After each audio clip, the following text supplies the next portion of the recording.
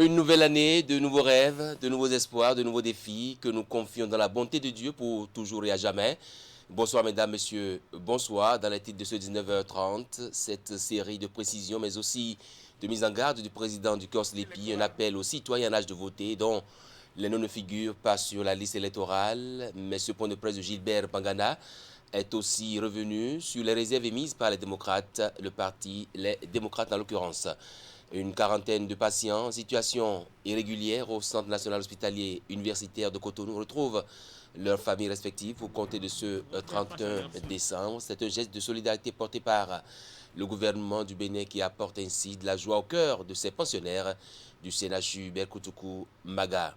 L'Union des professionnels des médias du Bénin, en aide aux enfants orphelins des médias, la fêtière des journalistes a mis à disposition de ces bouts de chou de quoi passer une bonne période de fête de fin d'année, ceci avec l'accompagnement de la présidente des femmes des marchés du Bénin, Anastasie Chaudaton.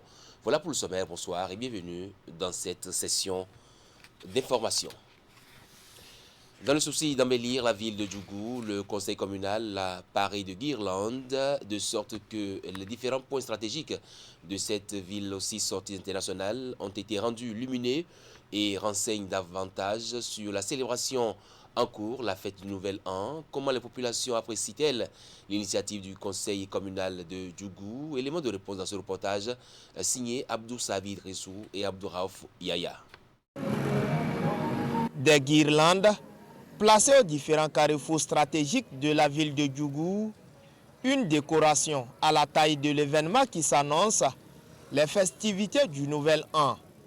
Une option du conseil communal de Djougou, présidé par le maire Abdoul Malik Sebou Gomina, pour permettre aux populations de cette cité de passer de belles périodes de fête en dépit de la pandémie du coronavirus.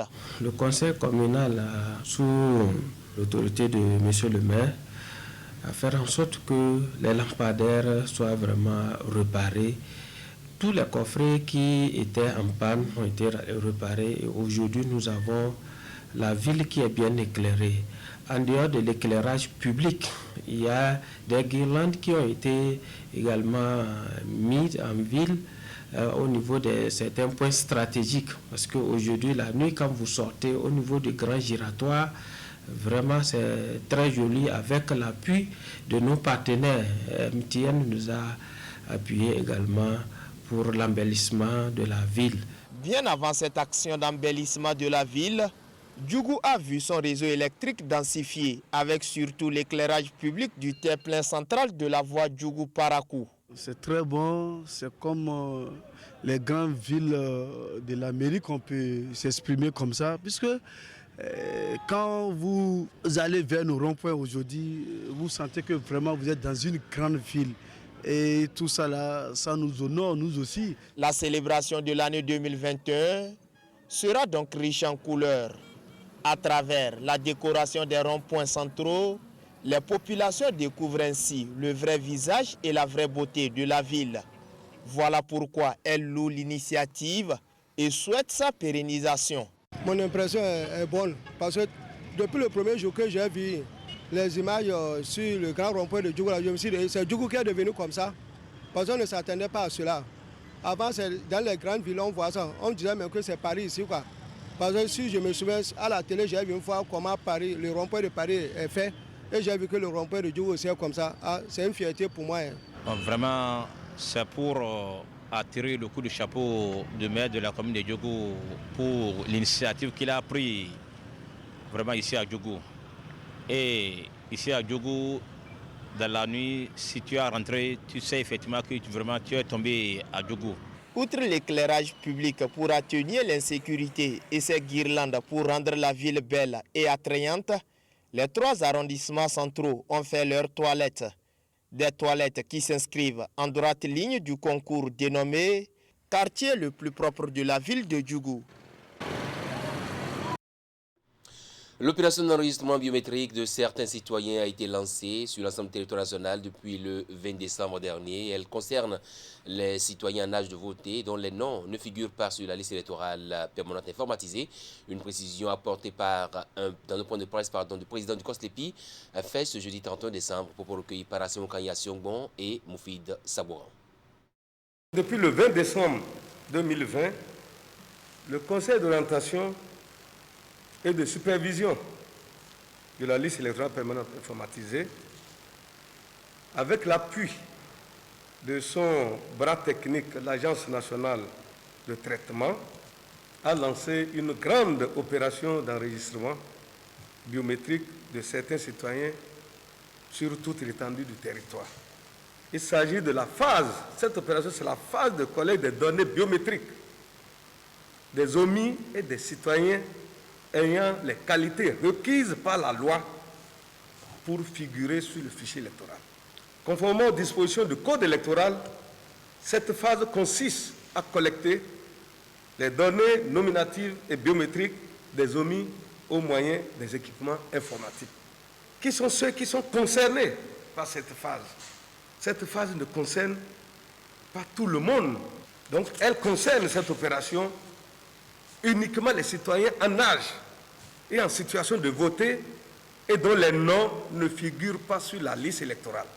Ces personnes doivent respecter les conditions exigées par la loi pour figurer sur le fichier électoral national.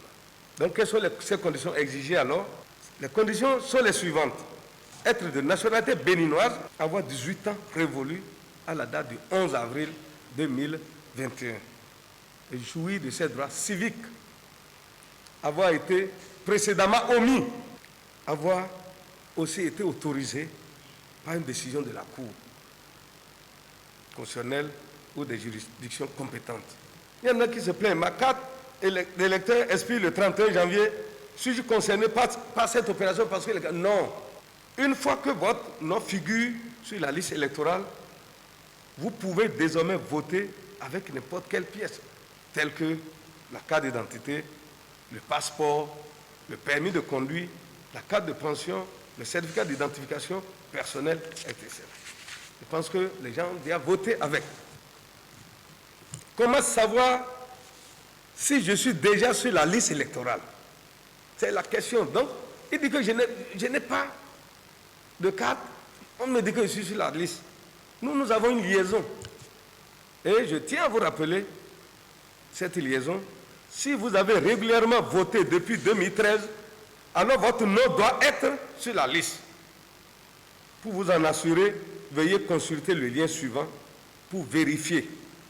Je dis bien https://coslepi-amtbn.org/apdp/8 Au cours de ce même point de presse, le président du Conseil d'orientation et de supervision a abordé d'autres aspects liés notamment au transfert de lieu de vote, à l'interdiction de se faire enrôler plus d'une fois et aux sanctions encourues. On écoute Ibe Bangana au micro Canal 3 Bénin de Assimi Kanya Siongbon et Rachid Souberon. L'autre question, on dit mon nom figure sur la liste électorale, mais le centre de vote ne me convient pas. Puis-je encore demander de transfert? Si mon nom figure sur la liste électorale, alors je n'ai plus besoin de faire l'enrôlement biométrique. Donc l'opération que nous faisons sur le terrain, si votre nom figure, vous n'avez plus besoin de le faire. Donc cependant, je peux encore faire des transferts. Si votre nom figure, vous pouvez encore faire des transferts de centre de vote. Donc, il faut juste faire une photocopie recto verso de votre carte d'électeur et y inscrire le nouveau centre de vote, votre numéro de téléphone et votre signature que vous nous transmettez au COSLEPI ou à l'ENT. Jusqu'à l'heure, là, vous pouvez le faire.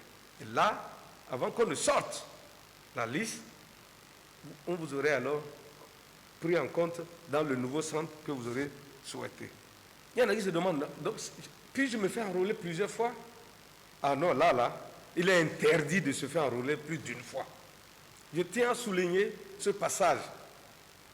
Il est interdit de se faire enrôlés plus d'une fois sur la liste électorale. Le faire consciemment ou inconsciemment est un délit puni par la loi. À cet effet, je voudrais vous rappeler quelques articles du Code électoral qui sanctionnent. L'article 125 du Code est puni d'un emprisonnement d'1 à 2 ans et d'une amende de 200 000 à 500 000 toute personne qui s'est fait recenser ou a tenté de se faire recenser lors du recensement national sous de faux noms ou de fausses qualités ou a, en se faisant recenser, dissimulé une incapacité prévue par la présente loi ou réclamé ou obtenu son recensement 2 ou plusieurs fois. Toute personne qui, à l'aide de déclarations fausses ou de faux certificats, s'est fait recenser ou a tenté de se faire inscrire sur une liste électorale ou qui, à l'aide des moyens frauduleux, a fait inscrire ou rayer indûment un citoyen. L'article 126 dit aussi, sont punis des mêmes peines les complices des délits prévus par l'article 125.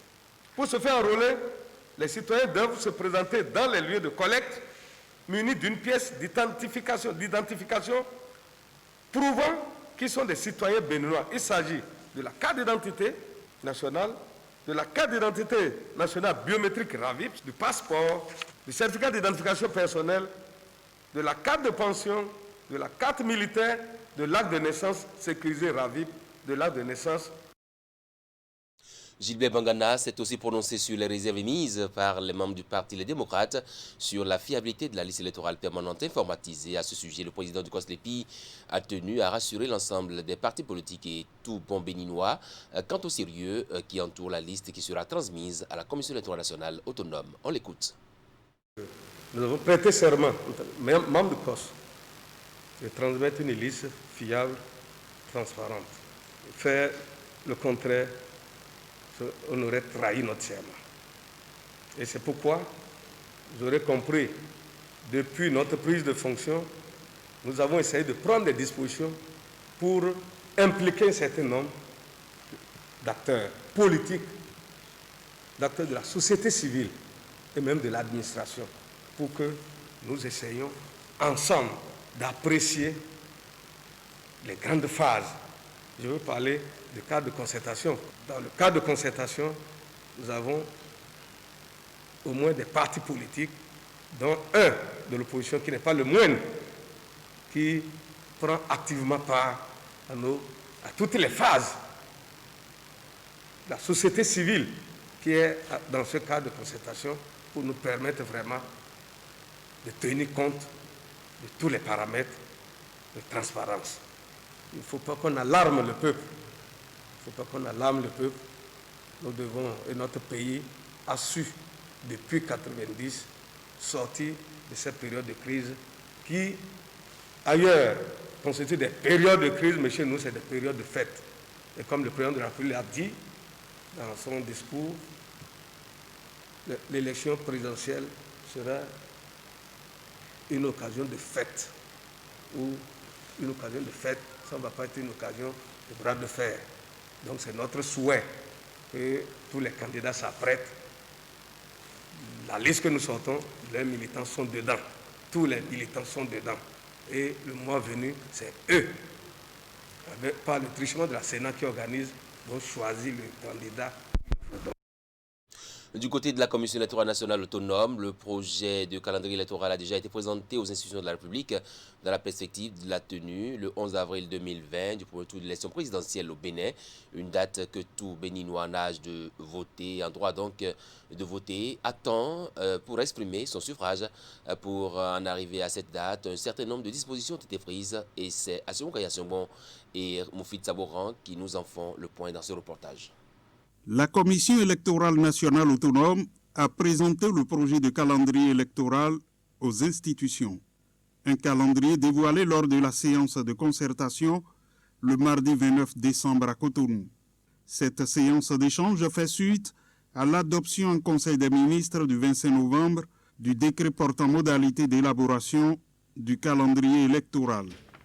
L'article 3 de ce décret stipule, cite, le calendrier électoral est élaboré par la Sénat en concertation avec les autres institutions de la République impliquées dans l'organisation du scrutin. À cet effet, la Sénat a voulu soumettre à votre appréciation le projet de calendrier qui a été élaboré en tenant compte, bien entendu, des grandes séquences et opérations prévues dans le décret précité.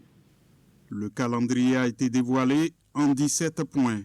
Ça part de la publication du calendrier 90 jours avant le scrutin à la proclamation et la publication des résultats définitifs entre le 20 et le 25 avril 2021. Le calendrier prend en compte, entre autres, la mise à disposition des députés et maires du formulaire nominatif du parrainage de candidature du 10 au 31 janvier, la remise du spécimen du bulletin unique aux candidats. Toutes choses qui nécessitent une organisation interne à la Sénat.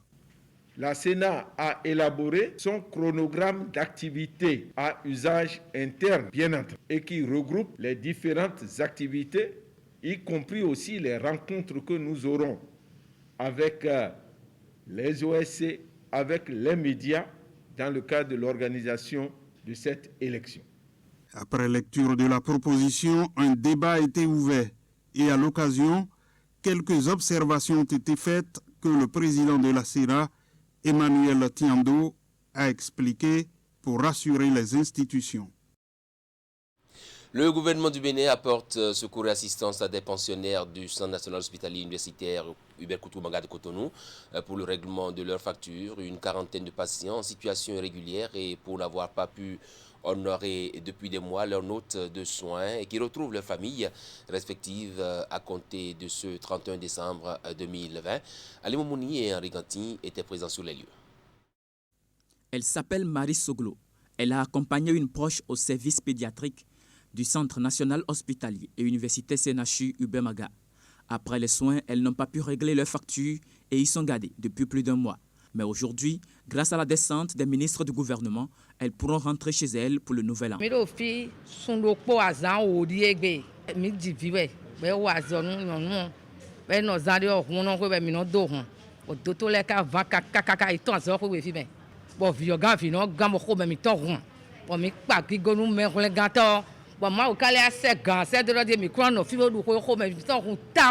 Comme cette famille, ils sont environ une quarantaine de patients du CNHU en situation irrégulière.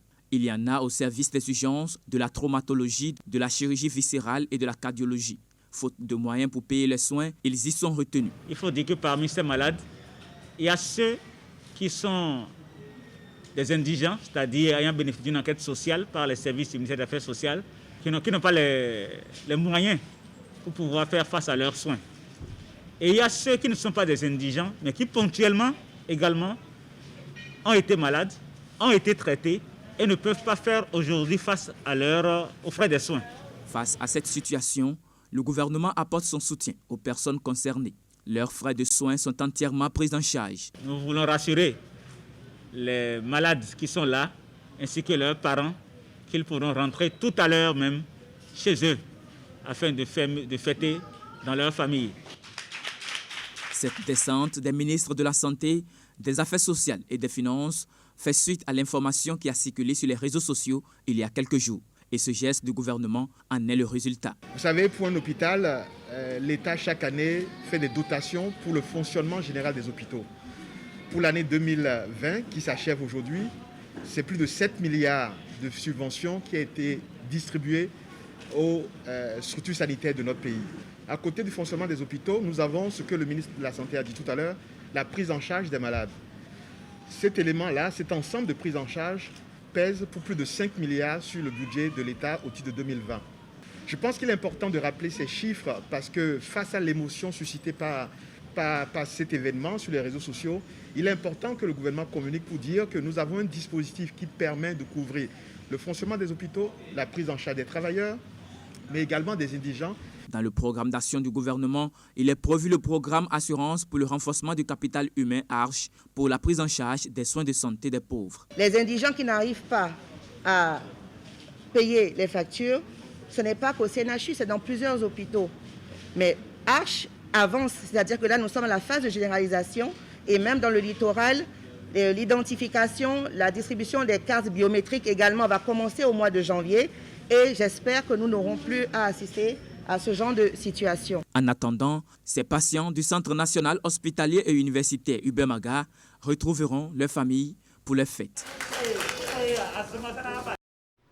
La commission permanente climat et environnement de l'Académie nationale des sciences, arts et lettres du Bénin a organisé 2 jours durant un colloque international sur le thème cartographie numérique nationale et modélisation des outils d'aide à la décision. C'est la ville de Grand Popo dans le département du Mono qui a abrité l'événement. Le point de l'ouverture des travaux dans ce reportage signé Geoffroy Médecin et Florando. Ce colloque qui se tient dans la station balnéaire de Grand Popo au sud-ouest du Bénin est à mettre à l'actif du plan annuel de travail de l'Académie nationale des sciences, arts et lettres du Bénin en salle à travers sa commission permanente climat et environnement. Les participants sont des acteurs nationaux et internationaux intervenant dans le domaine des sciences et technologies, géomatiques et ses corps de métier. Il est axé sur le thème la cartographie numérique nationale et la modélisation des outils d'aide à la décision. Nous sommes convaincus qu'il faut avoir une parfaite connaissance du milieu sur lequel on veut agir. Sur ce plan, nous sommes exactement sur la même longueur d'onde que les spécialistes de l'économie, les économistes. Donc, nous avons eu l'intention de montrer en quoi la cartographie peut être une aide à la décision pour que la durabilité des actions envisagées puisse être atteinte. Je suis content que des spécialistes qui pratiquent chacune la géographie ou les sciences environnementales soient là parce qu'ils nous aideront à démontrer qu'aujourd'hui, il n'y a plus de science qui puisse évoluer et être efficace sans être liée aux autres. Toutes les sciences sont liées aujourd'hui. La rencontre vise à renforcer la capacité d'analyse perspective des acteurs clés par l'utilisation et la promotion des outils cartographiques dans le contexte des changements globaux et les risques y afférents. Les travaux permettront d'identifier les produits cartographiques numériques disponibles et les moyens d'y accéder, de définir les fonctions des outils d'aide à la décision et leur importance dans les réflexions sur la modélisation des risques liés aux changements globaux. Autrefois, avec les vieilles cartes qui étaient très peu actualisées, nous faisions face à d'énormes difficultés. Il m'est arrivé, quand j'étais tout jeune chef de groupe à Ouida, de me tromper parce que je me suis dit que la prochaine voie que j'allais voir était celle que je devais emprunter. C'est vrai, je suis tombé sur une voie, mais je me suis perdu parce que la carte que j'utilisais n'avait pas été actualisée.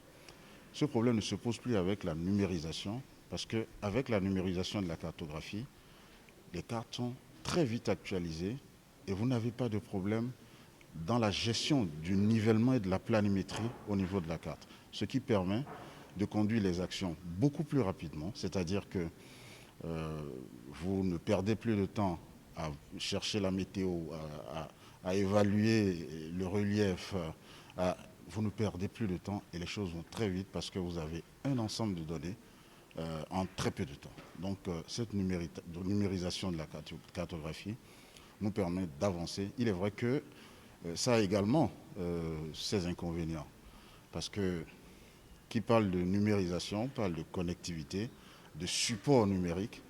Alors quand ces supports numériques viennent à tomber en panne, vous êtes perdu si vous ne maîtrisez pas les méthodes traditionnelles d'orientation. 7 modules de formation et d'information sont prévus pour aborder les contours de la thématique du colloque.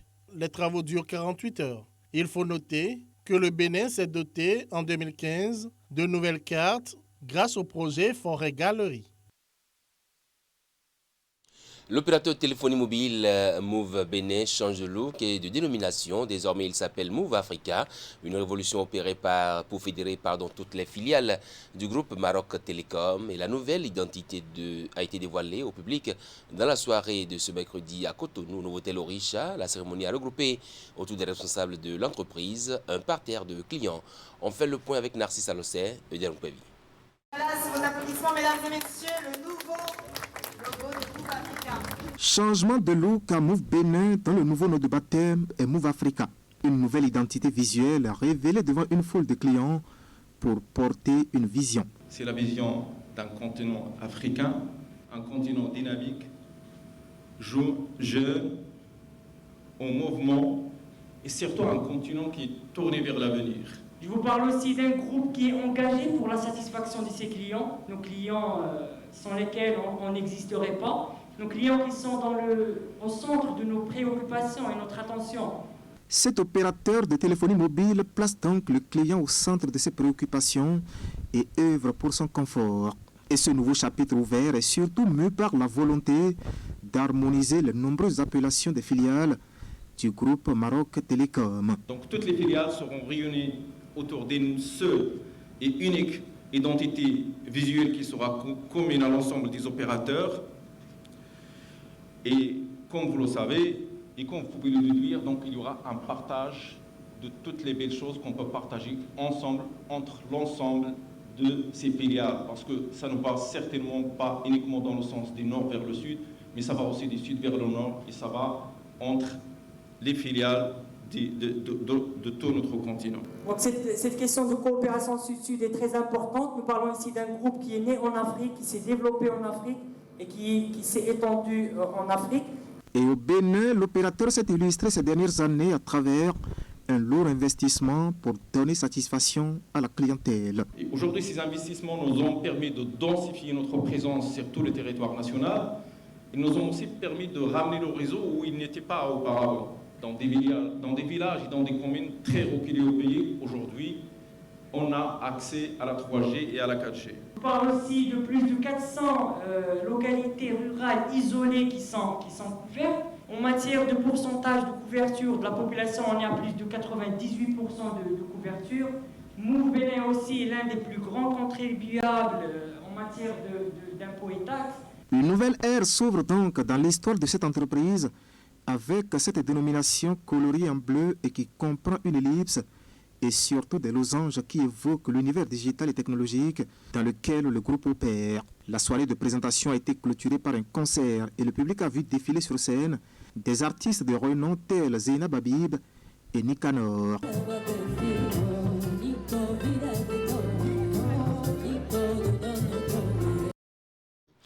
L'Union des professionnels des médias du Bénin en aide aux enfants orphelins des médias. Hier, 31 décembre, donc veille de Nouvel An 2021, la fêtière des journalistes a mis à la disposition de ces bouts de chou de quoi passer une bonne période de fête de fin d'année. Ceci avec l'accompagnement de la présidente des femmes des marchés du Bénin, Anastasie Chaudaton. Ils étaient une dizaine à recevoir officiellement ce don de l'UPMB que préside Zakiat Latundji. Le point de la remise avec Teddy Goudalo présenté par Narcisse Alossé. C'est un geste de solidarité, de générosité qui s'illustre à travers cette remise de dons au profit des enfants orphelins des médias. Les progénitures des professionnels des médias défunts reçoivent ici des mains de Zakiat Latundji, présidente de l'UPMB, de quoi célébrer la fête du Nouvel An en toute quiétude. On ne trouve jamais personne pour nous demander, c'est très important ce que vous avez fait, vous ne pouvez pas imaginer sa portée. Vous m'avez rendu la joie. J'ai su qu'il y a des gens qui quand même, de quelque coin que ce soit, pensent quand même à nous. Et Dieu l'Éternel Tout-Puissant viendra toujours à votre aide. Il vous donnera toujours encore et encore. Vous ne manquerez jamais.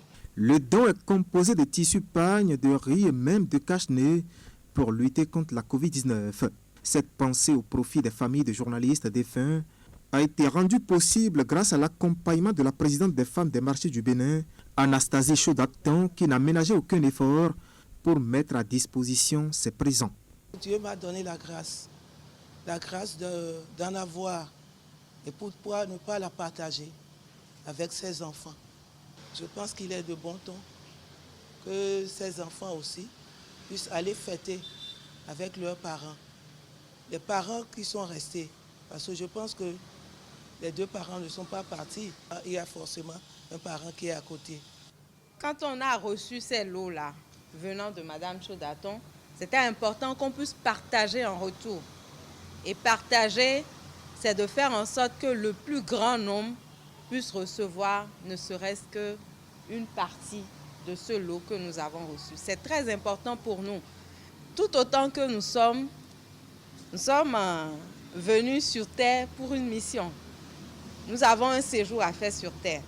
Et personne d'entre nous ne sortira vivant de ce séjour-là sur Terre. Et chaque fois qu'une personne part, elle laisse derrière elle des enfants, une famille. Et c'est une mission pour ceux qui sont là, d'apporter un peu du sien pour aider cette famille-là à continuer à vivre. L'initiative est salutaire, ont reconnu tous les acteurs de sa mise en œuvre. Elle sera rééditée les années à venir, ont-ils souligné. L'Union des professionnels des médias du Bénin prend à partir de cet instant l'engagement de faire autant que se peut le nécessaire afin de toujours rendre heureux les enfants orphelins des médias. On va suivre à présent la remise de matériel roulant à certaines directions du ministère de l'Agriculture, de l'Élevage et de la Pêche. Le geste vise à appuyer les structures impliquées dans la mise en œuvre du programme cadre d'appui à la diversification agricole, PROCAD. Les précisions avec Ingrid Day, présentées par Ulrich Ekwe Gaba. Voici les 8 véhicules flambant neufs mis à la disposition de certaines directions centrales techniques et décentralisées du ministère de l'Agriculture, de l'Élevage et de la Pêche. Placés sous la houlette du ministre Gaston Dossoui, la cérémonie vise à appuyer les structures impliquées dans la mise en œuvre du programme cadre d'appui à la diversification agricole, PROCAD. Comme ça a été pour les directeurs généraux des agences territoriales de développement agricole, on a pu leur donner par l'entremise du PROCAD 7 véhicules pour chacune des agences. On s'est rendu quand même compte qu'ils en avaient vraiment besoin. Parce que ces véhicules, personne ne peut dire que ça n'a pas servi à rehausser la qualité des activités sur le terrain. Et après ça, le ministre est intervenu aussi, notamment pour les DDAP qui sont aussi des structures qui travaillent sur le terrain, plus certaines directions centrales techniques qui souffrent d'un manque cruel de véhicules. Ça fait son petit bonhomme de chemin parce que le projet n'avait plus tellement de moyens. Mais l'un dans l'autre, avec tous les plaidoyers, nous avons pu constituer 8 véhicules, principalement pour le MAEP. Nous avons attendu longtemps. Nous devons aller sur le terrain et gérer ceux-là que nous avons mis sur le terrain. D'abord avec les réformes, ensuite avec le suivi, les gens qui sont au contrôle régalien. Nous devons les suivre. Donc, les moyens de déplacement qu'on vient de nous donner, de nous octroyer, vont permettre d'aller à la durabilité de ce projet qui est en train de finir. Je demande à tous ceux-là qui ont reçu des véhicules, qu'ils prennent l'engagement de bien les utiliser, mais aussi de faire le suivi des innovations qui ont été mises en place depuis que le PROCAD a commencé ses activités au niveau du Bénin. Le programme a pour objectif de contribuer à la création des conditions nécessaires à une croissance économique durable et à la réduction de la pauvreté en milieu rural. Il couvre toutes les zones agroécologiques du territoire national. Lancé en 2012, il va connaître son épilogue le 28 février 2021. Je suis heureux qu'à la fin même de ce projet, on ait pu mettre en place des moyens neufs pour permettre de faire le suivi après projet et que les innovations qui ont pu aujourd'hui voir le jour puissent être renforcées et consolidées. C'est ce que nous voulons faire. Et les structures bénéficiaires sont bel et bien la direction de la production halieutique, la direction de l'élevage, la PRMP, parce que les dossiers qu'il faut gérer et qu'on a gérés jusque-là, il faut aussi les maintenir jusqu'à ce que 10 ans après, on soit capable encore de rendre compte. Pour rappel, PROCAD est l'enveloppe choisie par le gouvernement béninois et son partenaire, la Banque mondiale, pour abriter les projets que cette dernière finance dans le but de booster le développement du secteur agricole au Bénin. Longtemps souhaité, la rénovation du musée Jonas Pedro à Lokossa dans le département du Mono est en fait une réalité, ceci grâce à l'association Art d'Afrique qui a noué un partenariat avec la famille du Dadien national disparu. La mise en service de ce musée rénové a eu lieu dimanche dernier en présence du préfet du département du Mono et d'un parterre de personnalités. Geoffroy Médecin et Florent Dourou pour des précisions. Le musée Jonas Pedro fait peau neuve et rouvre ses portes au public sous le nom Musée Jonas Pedro Sopé. L'après-midi du dimanche 27 décembre 2020 a été exploité à cet effet pour redonner le sourire aux lèvres à tous ceux qui étaient tristes de l'état de délabrement dans lequel végétait la maison.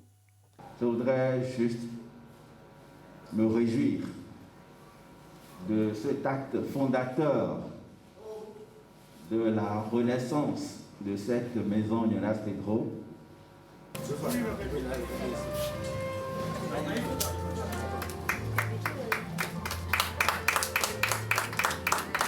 Situé au quartier Takonzongo 2 à Lokossa, dans le département du Mono, le musée Jonas Pedro est à nouveau donc accessible au public. Une renaissance que l'on doit aux efforts de l'association Art d'Afrique qui a su nouer un partenariat avec la famille de l'illustre disparu.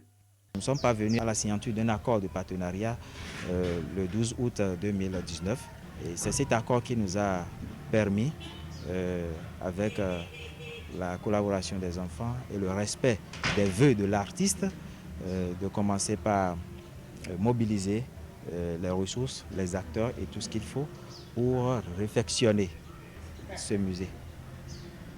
J'ai un sentiment par-dessus tout de gratitude, d'un merci qui est inné depuis la minute où moi j'ai reçu le coup de fil où on me parlait de l'existence d'une association de jeunes qui proposait de nouer un partenariat pour l'immortalisation de l'après Jonas Pedro. Quand je suis rentrée dans la maison, j'étais émue. Ça fait plaisir de voir l'œuvre de l'artiste renaître. Ça n'a pas été facile, mais on l'a fait quand même. Ainsi donc, la vie artistique et culturelle reprend au musée Jonas Pedro. Les autorités politico-administratives, les leaders d'opinion, les sages, les notables, les têtes couronnées et autres simples citoyens qui ont assisté à l'ouverture officielle du musée relooké ont eu droit à un concert live assuré par l'orchestre Viva Orchestra de Lokossa. Une partie du répertoire du maestro a été parcourue.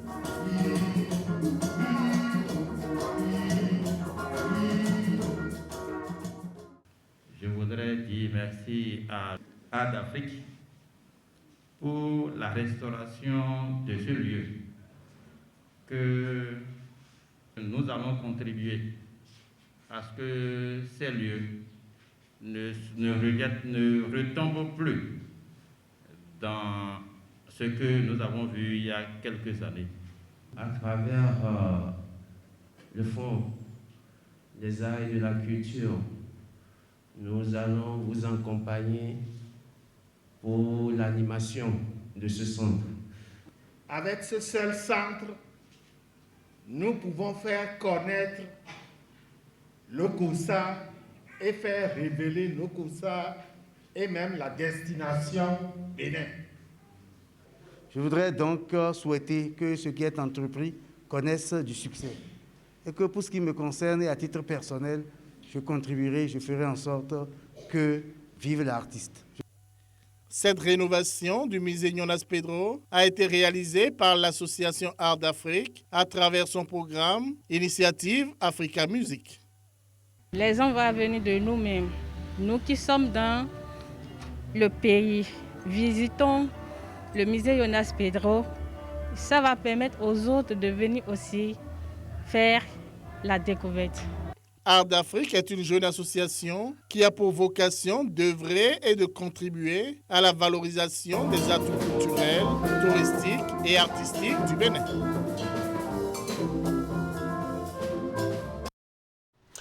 Ainsi s'achève cette tranche d'information 2021 qui règne, ainsi ces premières heures, année que nous souhaitons de grâce, de paix, de prospérité, de bonheur profond. Une année qui nous ouvre toutes les portes qui nous ont été fermées. C'est aussi le 1er janvier. Joyeux anniversaire à tous ceux et à toutes celles qui soufflent différentes bougies en ce premier jour de l'année. Très bonne suite de programme à toutes et à tous. Au revoir.